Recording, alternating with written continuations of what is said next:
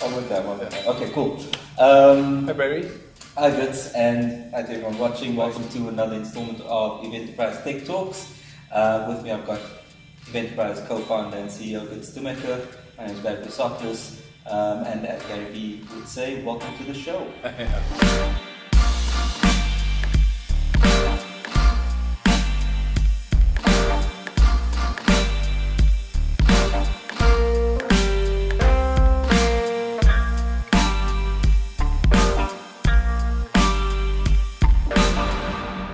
What are we talking about today? Today we are talking about getting your events business noticed in the digital world, the challenges that businesses face, and what we try to do at Eventerprise.com.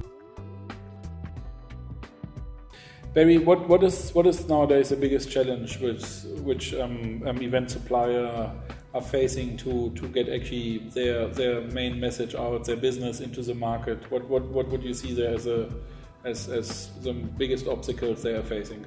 I think in the event space, there's an adaptation that's required to being where your customers are. And their customers are people planning events, functions, parties, exhibitions, summits. And when people are looking to plan events, just like when they're looking to purchase anything online, they look for it online. An event business not being online, not being discoverable online, means that in some ways their credibility takes a bit of a hit, and ultimately they lose out on potential business. The goal then for event businesses today should be to ensure that their exposure online is at a level and in areas where hosts can discover them. And why online?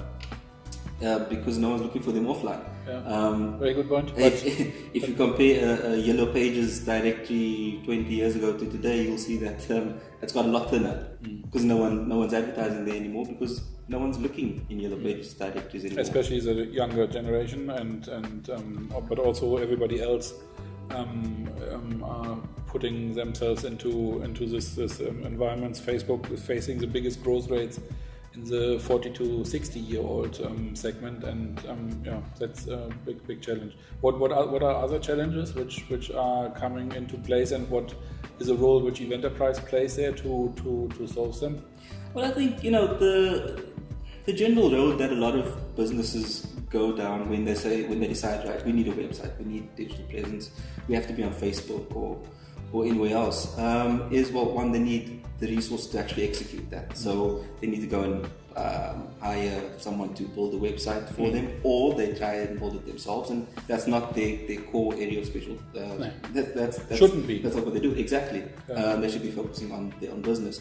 So inevitably, whether they try to build it themselves or they get someone to build it for them with limited resources, or even lots of resources. Yeah. Websites themselves are built not to really get you business up front. Why is that? It's partly to do with what users have become accustomed to. So it has a homepage and about us, our services, and contact us. Now the crazy thing is, you want to get business by people discovering you online, but you put your contact information on the last page, or right down at the bottom of the page. And you expect also that everybody comes to your house and traffic is coming automatically. Exactly, which it does not. Exactly. So putting in the work to be discoverable when you're running your 3 or 4 page website, or bigger websites too, it's a lot harder than it seems up front. So when you flip that situation around, you say, okay, where can I be where the traffic already is? How do I get into a space where people are ready to do business and transact with me? Much in the same way that you would much rather open a retail store in a shopping mall than on a quiet suburban road, because it's about location, it's about being in the right place. Absolutely, and that's exactly what Eventerprise actually facilitates. Absolutely. To bring these two together in a high traffic environment and to facilitate these exchange between those who are looking for events and those who are providing event services. Exactly. I think we invested a lot of time in understanding what it is that the hosts are looking for when they are searching, and offering that to them as easily as possible. So whether they want to search and browse and look through galleries of images of great events and beautiful tableware for that matter, or big festivals and concerts, or whether they have even less time and they just want to list what they're looking for and say, well, you come to me and give me a quote for what I'm looking for.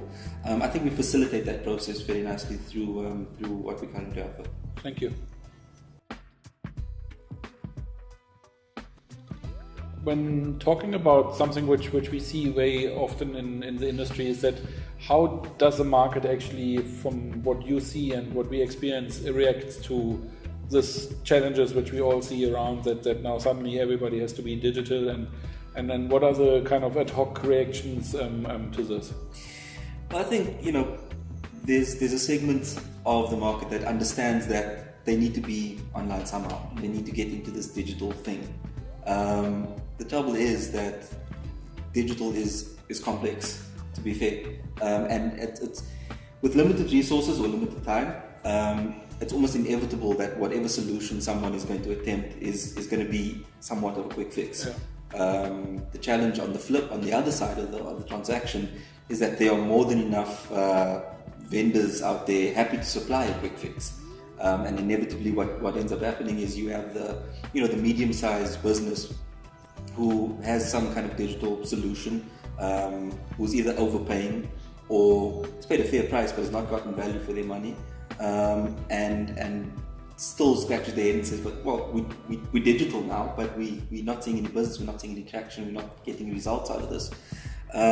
So I think, that's probably the big indicator for me of where we're at the moment within the event space is that we're starting to get digital, we're starting to move online and where we need to be, but because the knowledge isn't where it should be within the industry yet, we find a lot of people are just not getting the value that they should get out of the experience. Yeah. Another very important part, I think, is that they are serving only those markets which they already know and which are already engaged with them. So they just then have got a network of business partner, and the word of mouth towards other partners is working relatively well. But anything beyond that, the reach outside this towards new targets and towards new business environments, and also breaking into market segments which they are actually at the moment not can achieve, I think is a very big driver for us. Also the obsession to show businesses which are excellent and which have to have a right to be seen better, and the facilitation of that is a very, very important part over here. Yeah, absolutely. Ultimately, what we do, I think, every day is just try to create that value. Yeah. And it's exactly that. It's giving those unsung heroes the opportunity to move into the spotlight, and to move into the spotlight without having to pay an arm and a leg for it. To move into the spotlight without having to be distracted from what their actual core business is, so they can continue to be heroes in their world, and get the recognition they deserve. And avoid knee-jerk reactions of just saying, okay, cool, let's put the Facebook up and let it run by someone who's actually not competent, or doing it just so irregular that you don't get any juice out of it. Yeah, and I suppose that that's the irony of these quick fixes, is where you set up your Facebook business page, and you think, right, I've got presence there, I can leave that alone for 2 months. When in actual fact it might have been better for you to not be there at all, rather than be there and not do anything with it. The market has become accustomed to businesses being accessible via social media, and when you are there but you're not engaged, it's noticeable, and if anything, it hurts a little bit more than it helps. Cool, Barry. Just one very important question. When you see our market, which we have studied quite intensively the last 3 years, do you think that there is at the moment service offering for smaller companies and medium-sized companies to facilitate this digital answers for them? To have a solution in place which are really making it possible for them to position themselves into this new environment towards targets which are known and unknown. Do you see that this is at the moment happening? Not really, to be honest. There are plenty of opportunities for people to move into the space, to create exposure for themselves. But much as we were just saying, there's a level of resource that's required: time, knowledge, money, expertise, that for many small and sort of medium-sized businesses is just not there. Not through any fault of their own. They are busy being the best event professional they can be. I think where we sort of come to the table and create that value for them again is saying, look, if you want to be in our space, we will do the heavy lifting for you. All we need is a name and a URL or an email address for that matter, and we'll do the rest. You sit back, relax, and enjoy the benefit of us doing the heavy lifting. And at the risk of it sounding too much like a sales pitch, that is the reality of what it is. We don't have any objection to any small and medium-sized business being present on Facebook, on Instagram, anywhere else. But understand that there's a lot more legwork involved with that than with being in a space that we create for you. And that especially in an environment which is facilitating also those who haven't got any more at the moment a voice and who cannot be heard. I think that's really important that our market has got so many players which really want to be seen and understand the gratitude of this, but haven't got an outlet where they can produce kind of their voice and that is an alternative. They try to go into this big agency business model, which is just overwhelming them right, left, and center. Perhaps a few words to that. As how do we differentiate ourselves from there? Yeah, for sure. With respect to everyone I know who works in agencies, the agency model is broken, and it's especially broken for anyone who doesn't have big, meaty media budgets or marketing budgets. Billable hours rack up overnight, and the value and return on what you spend in a short amount of time can hurt your business if you're not equipped for what it's actually going to cost. So we try and remedy that a little bit through providing value for, I would say, very little input from our users, from our customers. And also without having a middleman between us and the customer. Absolutely. What you get exactly what you pay for, I think, and you get a bit more, I think, than what you pay, to be honest. So without the middleman, without the additional fees, without the markups and the extra percentages and add-ons in the background, you get a very transparent, very straightforward offering that delivers results. And results driven by technology? Yeah, absolutely. We're a data-driven business. We're a platform that offers not only the opportunity to do more business, but the opportunity to see how your business is doing online. So we invested probably countless hours in making sure that if you, as an event business, is present on Eventerprise, that we not only give you the opportunity to get new business, but we give you opportunity to see just how much attention you are getting. Our dev team has invested a lot of time in making sure that our reporting dashboards are, one, simple to understand, two, giving you the information you really should know, and then we of course EventerScore, which is just about to be released, gives you a very clear indication of not only what your current digital health check status is, but what you can do to fix it or remedy it. Like a weight scale for you to measure you how heavy you are performing online. It's a health check, but it's a health check for your business online. Super. So it's quite interesting what we have learned here from you. Now the big question is, what does Eventerprise now facilitates and brings to the table to solve some of the pain which we are seeing in the market, and also the dynamics of the consumers wanting to have different solutions to make the right choice for buying event services? What is our main take on that? Sure.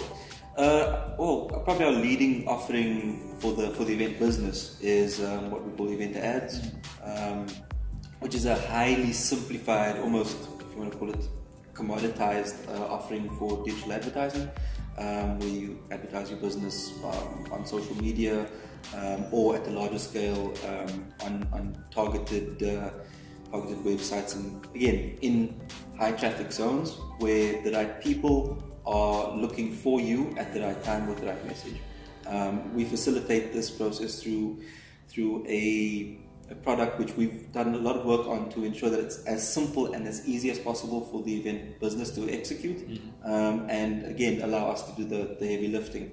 And just to interrupt there for a moment, and it's driven by technology which is being used in the same way from mega big agencies, but not as their price tag.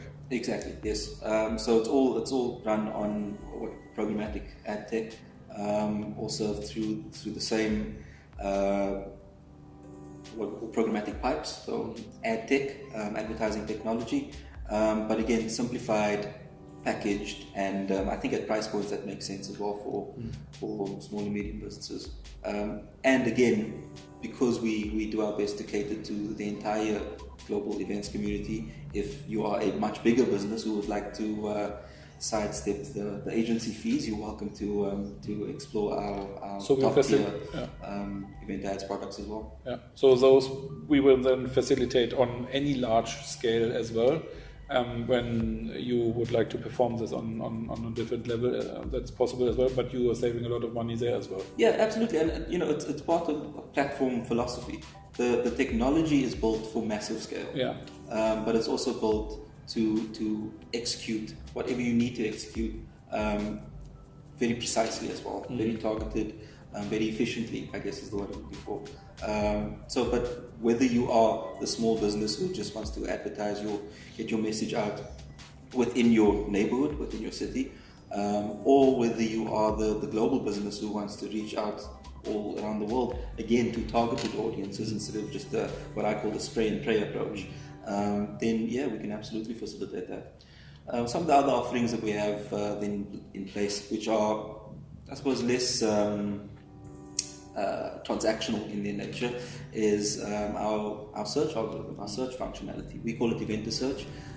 We've invested a lot of time in making sure that when a host is looking for you, they are able to find you, whether it be via a keyword or a subject or a category or the vertical that you're in. So in practical terms, if you are the wedding cake maker, someone searching for wedding cakes, or who may be browsing a wedding category can still discover you and then transact with you and do business. And what's very nice is you can see them a bit more convenient than if you would search them in other environments like search engine or like normal search engines, where you then don't get that much qualified information to the point, which is then I think the third tier, which you're leading towards, the Eventer profiles. Yeah, absolutely.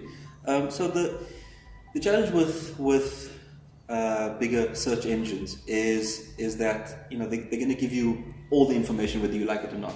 And to your point, some of that information is not qualified through reviews, for example. And then again, you don't want to be going to multiple, let's call it multiple malls to find one store you're looking for, but coming to a department store and finding everything you need for one event under one roof is a lot easier, especially when everything within that store is designed to make life as easy as possible for you. And then one more word, Barry, you can actually do this in two ways. You can do this outbound, that you look for things which you would like to facilitate and then engage with potential customers, or the other way around, that you just are formulating the need which you have got and send it out and get inbound and the request. You are sending the request out and you get then the kind of offerings back. Yes, so that's our Eventer RFP or Eventer Quote product. And it's absolutely that. It is for someone planning an event who doesn't have the time to browse through all of the different options and says, this is what I need, please come and give me your quotes. And I think even more important, it's for the businesses who are looking to grow outside of their networks, as you were discussing earlier, who have the opportunity to actually take a look at who is looking for them and what they need them for, and respond to those requests for quotes and proposals. One more word about the whole aspect of how we have put this all together. Like, there are certain principles which we try to follow by understanding really our market well and study it very intensive. And that is that it's all based on the terms of being simple in the way how you operate us and how you put things together. Perhaps also one word from you for that, because I think it's a very important part. It's not difficult to do things very complex and difficult, but it's we feel extremely important to simplify things and be able to bring technology in an understanding way into place. For sure. I think again it ties in with the idea of adding value to the market. Yeah. We very proudly declare Eventerprise to be the platform for the global events community, but that means supporting the global events community through technology, making things as easy as possible, as effective as possible as well. I think of a literal example would be our event profiles, the business profiles for event businesses on our platform. A host or someone browsing our platform doesn't have to click through multiple tabs and look around, how do I contact this person, how do I get in touch? As soon as they've viewed your profile, then they want to do business with you, or at least find out a bit more about you. It's extremely easy to get in touch. It's extremely easy to request a quote because it's right there on the page in a very simple, clean format. Also, to your question, is our principle of Ensure Connect. Probably, one of the fundamental challenges with businesses, any business for that matter, and acquiring new leads and growing their networks is actually getting in touch with the people who are looking for them. So the amount of work that we've done is tremendous in making sure that if you are a business on our platform and someone is looking for you, we will reach you, in any way we can, whether it's email, whether it's SMS, whether it is social media. We will make sure that you know that someone is looking to do business with you, and give you that opportunity to grow your network, to grow your business, and to take your business into next level. Yeah.